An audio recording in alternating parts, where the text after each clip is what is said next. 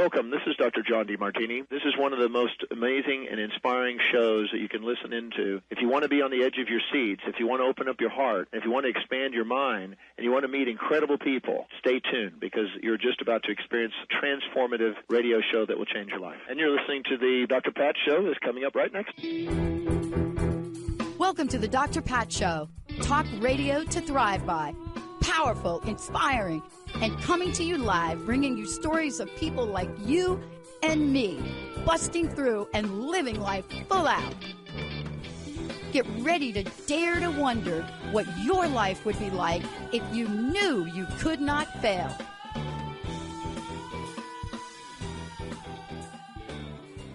Hey, everybody. Welcome to the Dr. Pat Show. Hey, listen, I want to start out by this. I have a fabulous guest today, but I want to talk about this differently before we get started.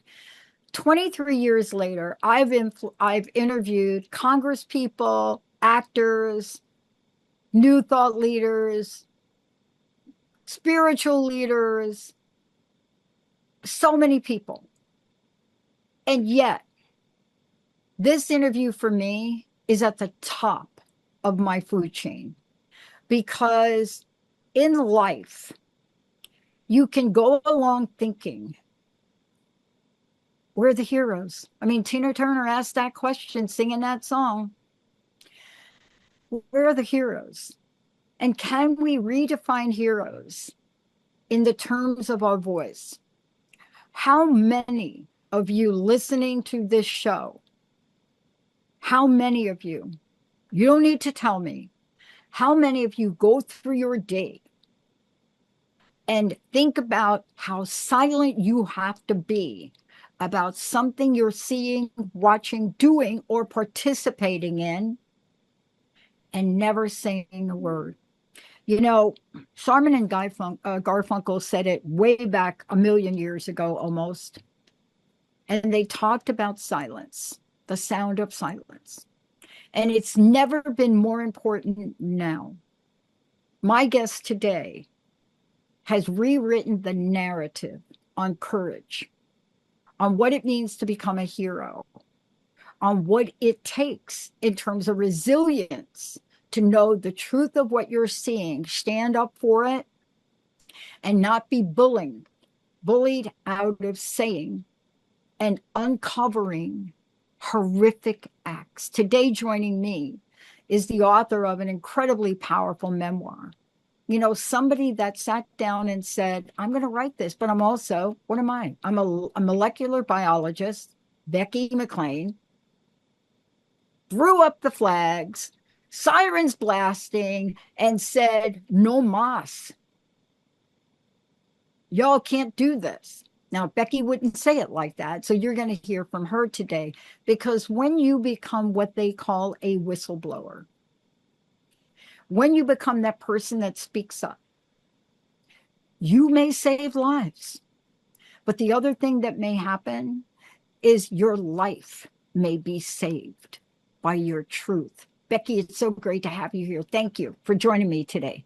Thank you, Dr. Pat. What a beautiful introduction. Thank you. You really speak the truth, and it really touches my heart. Thank you so much.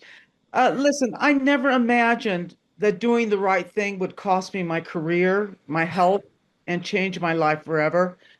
I was a Pfizer scientist working with and developing cutting-edge biotechnology when I discovered dangerous biosafety problems that I believe threaten both workers and the public.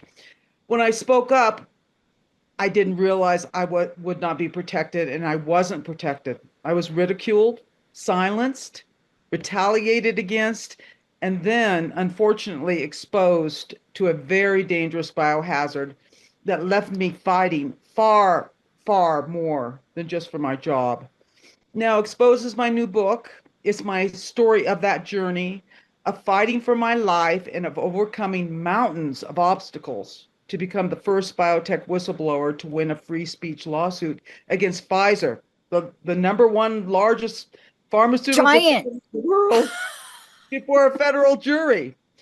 My book, Exposed, gives the reader an unprecedented look behind the closed doors of modern biotechnology and offers a powerful reminder that scientific progress means very little without truth, transparency, and accountability. But I want to make it clear that this is just not my story. It's about why free speech matters in science and why protecting those who speak up protects us all, and it protects public health and safety. And that's what Yeah. my book's about. Yeah. It's also about a divine plan. And what do I mean by that? You could call it whatever you want. But out of all the people that could have been in charge of downsizing for AT&T, it was me. Wrong selection, or maybe the right selection. And it was you. You were put in a position that most other people would have, what do they say, turn a blind eye, do something, whatever people do, and march, right? But the question that I want to ask you is, as you tell us today this story, because I do not think people understand the danger we're talking about. See, there's a consequence about you being exposed, but there's a greater consequence here that the world will not experience because of you. You understand what I mean? Yep. You know, lives perhaps were saved. But as you went through this journey, I just want to know if you could share this. What touched your heart? What touched your mind? What was it that gave you the gumption to say, I am going to do something very different here, and I know there are going to be consequences, but I must do it? What was that? Well, it was my love for science and the responsibility of being a scientist and speaking the truth, following scientific methodology with integrity, and also following safety, not only for myself and for my workers, but also for the public health. Because in biotechnology, as we know, after experiencing COVID, how dangerous biotechnologies can become.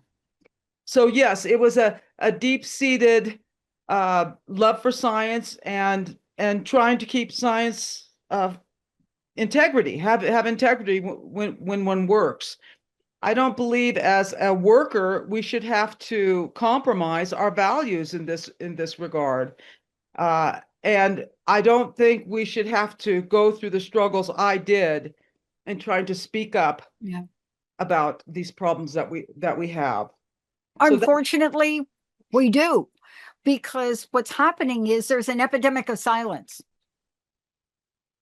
That's right. Well, it's You very know what I'm costly, saying, right? If you speak out, it's very costly. Oh my gosh. I can remember, and I'm telling y'all, networks that are playing this, what I'm about to say has also been proven. So you're not going to take this show down like y'all did before. Is when we first entered COVID, I had information about ivermectin.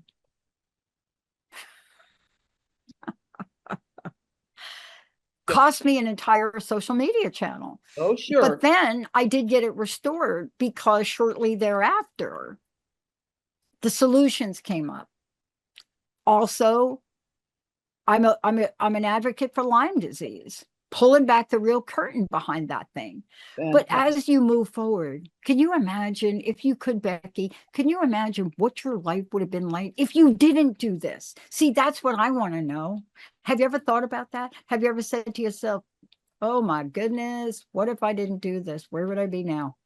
Well, the issue was it wasn't only standing up for integrity.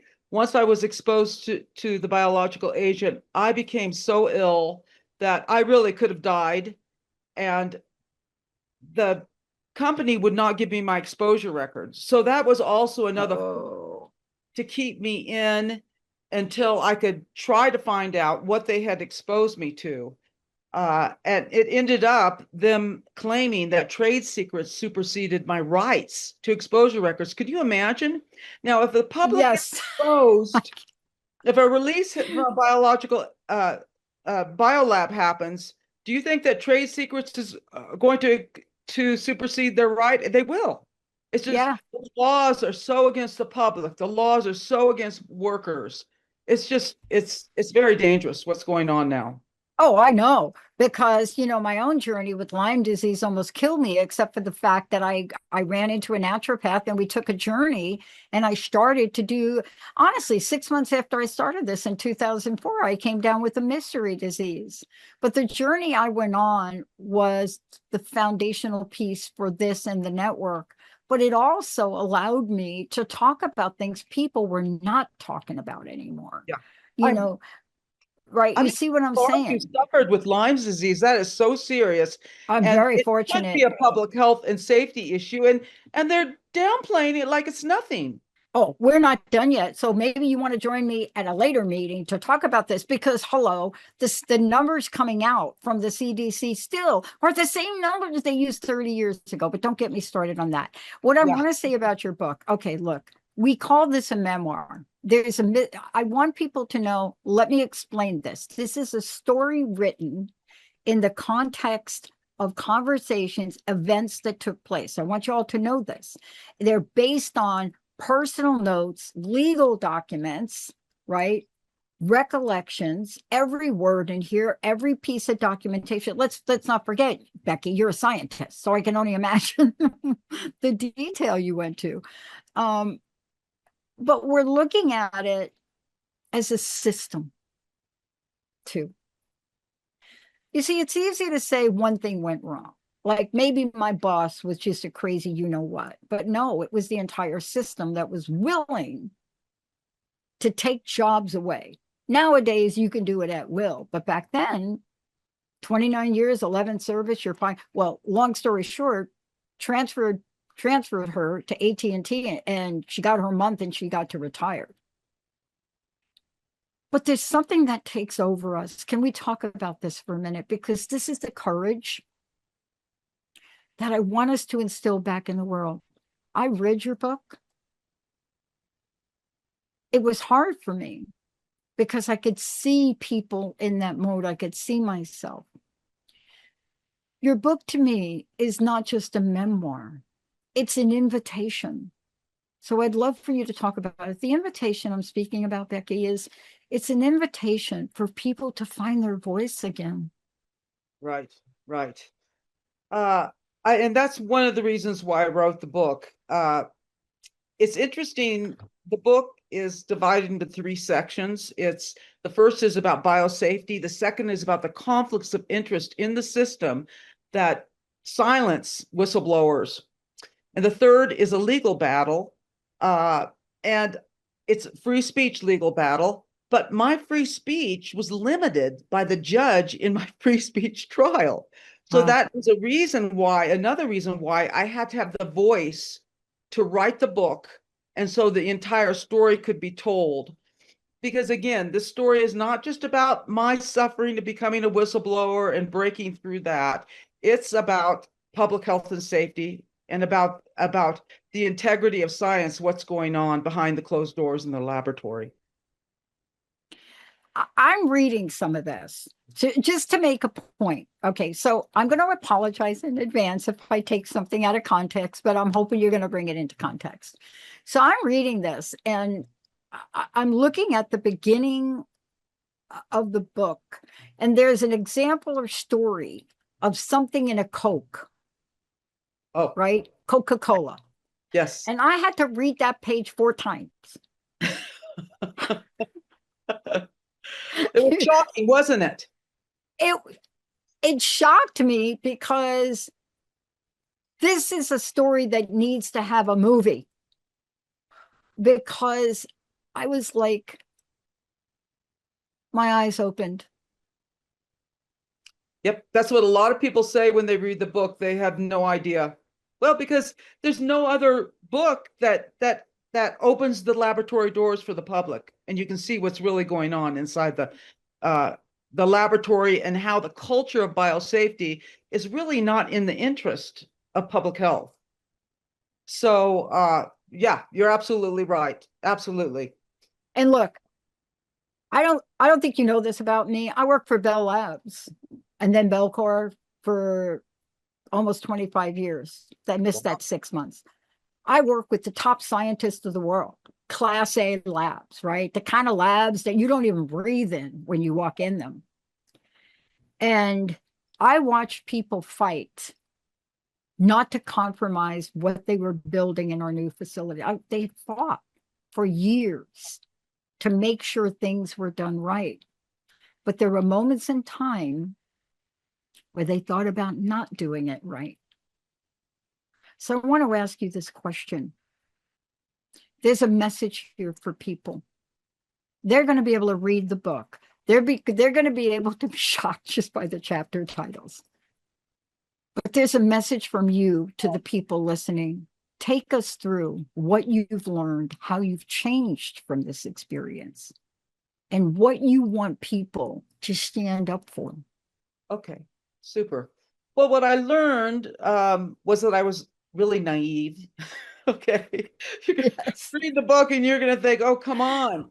But I really did. I thought, and I really, science is beautiful. It's almost sacred if it's done with integrity, following the principles, with truth, with transparency, and with being ethical. And so my whole world view was broken. As you read the book and I experienced these horrible things that really the scientific community doesn't give a darn about us. It's all about big money. So I find out it's all about big money. Even academia, who we give $60 billion a year to work on our behalf, we've lost our advocacy. So I also learned that, and you'll read through the book, that very little protections on scientists or on physicians. That's why everybody's afraid to speak out. They'll lose their career. And you can't protect public health. You can't inform the public without freedom of speech. So now there's many issues in Exposed that, yes, from women's rights to public health and safety, many. But the bottom line, to really help our society today, because we've got a very complex big business going on, is to have the public support better protections for freedom of speech, for scientists, for workers, and for physicians. Science is about debate. Sometimes science is not all clear cut. And it's always important, if you've ever worked in academia in a big lab, there's massive arguments about results, of analysis of results. And without free speech, you don't have free science. You don't have science. You don't have good science. So I would highly encourage the public to really, once they read the book, I think they're going to really think differently about biotechnology, free speech, and public health. Oh, and also may I insert about the law? Because this isn't just a book about the journey. I mean, it's almost as if, I think later on in the book, I'm reading a transcript, right? Which captivated me, the level of detail. And I'm thinking, did they actually say that to her? I'm thinking, did that really happen? And you see, all of this is part of understanding that this is one story that was, in your words, exposed. So what I'd like to do is, Exposed is the name of your book. How do people get this copy?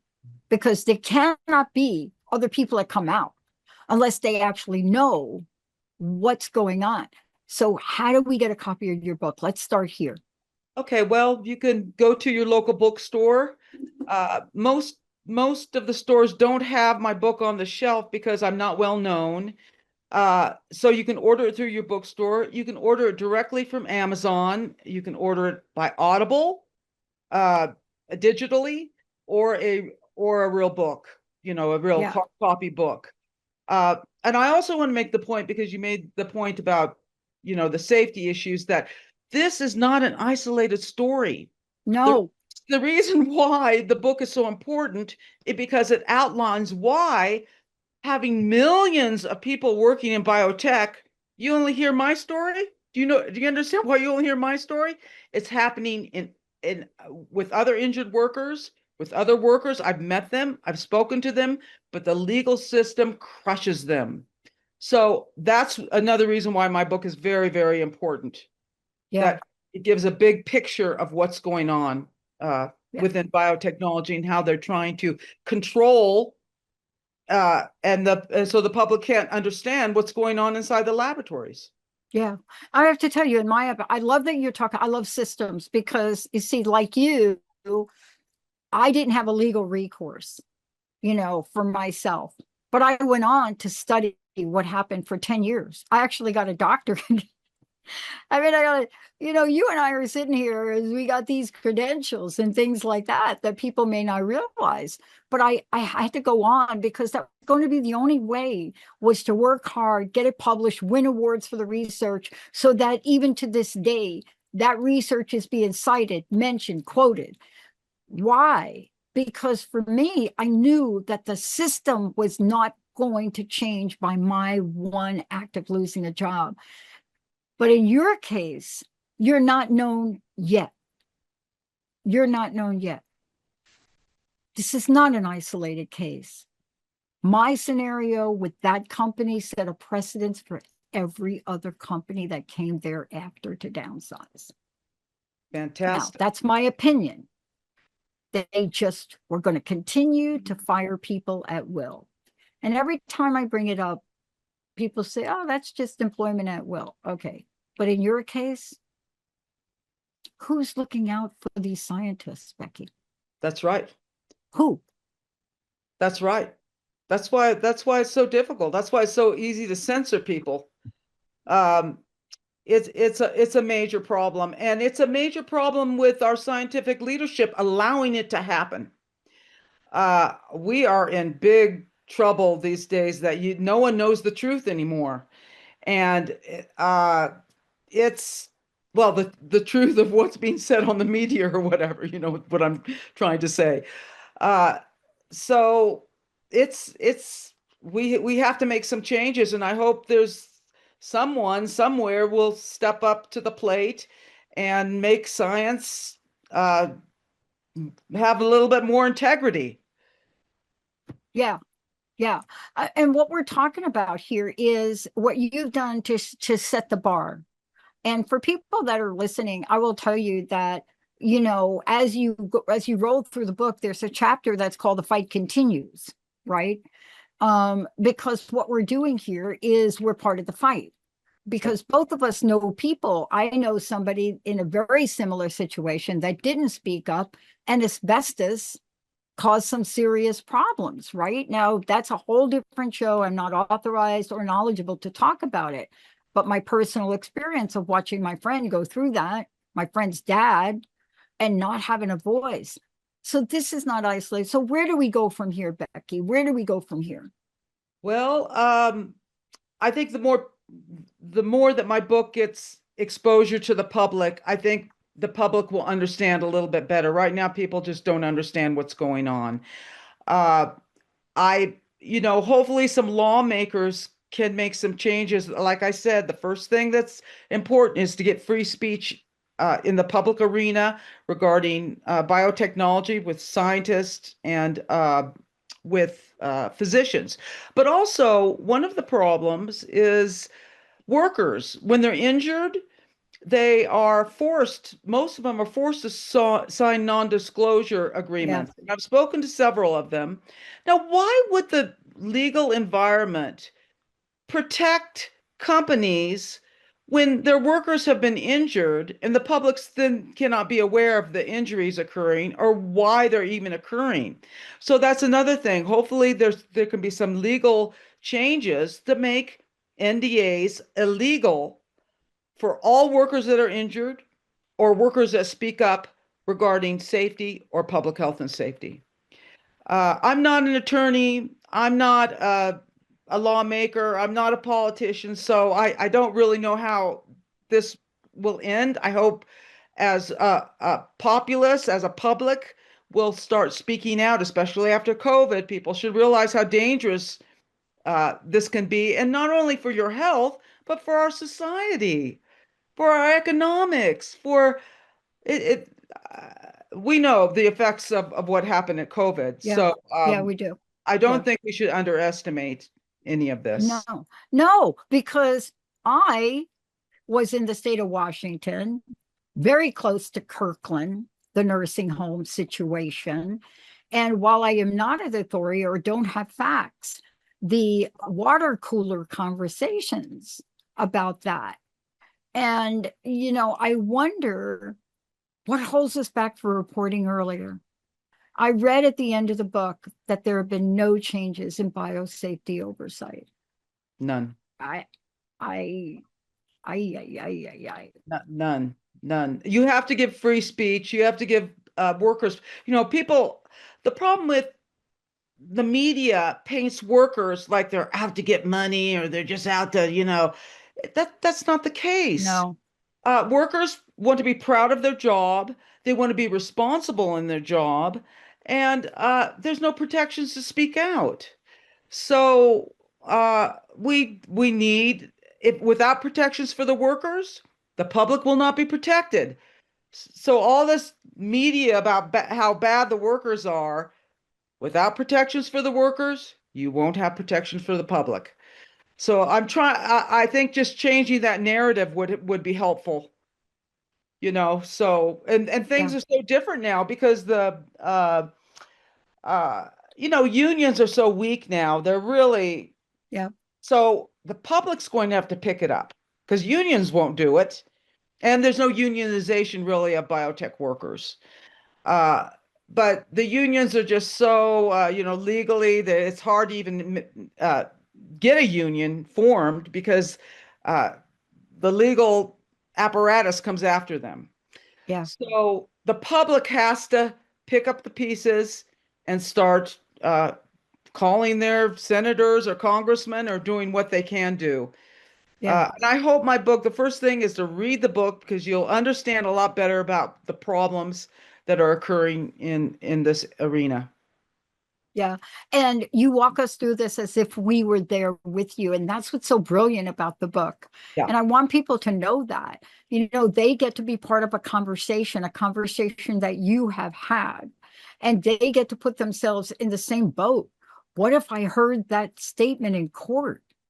I mean, what if that was what did they just say? And that's the only way to do it. You're iconic and courageous for coming out. And I do hope that somebody picks this up and creates a movie about it, because that is the next step. That is the next vehicle to really taking this beyond this. But we're going to do our best to get the word out. One last question. What's your personal message? What would you like to leave us with, Becky? And thank you so much for coming on air with me. Yeah, well, my personal message to you is thank you so much. I think your show is wonderful.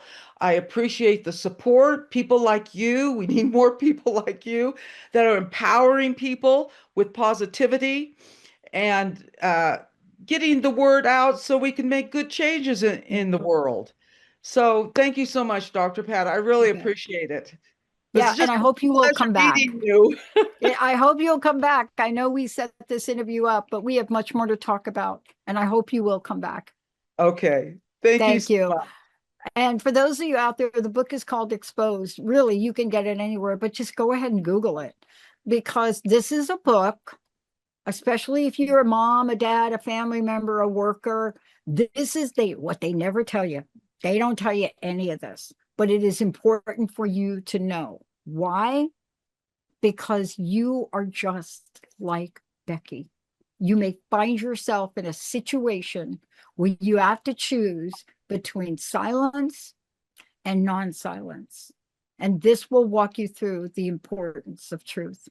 Becky, thank you so much for today. We need to let people know.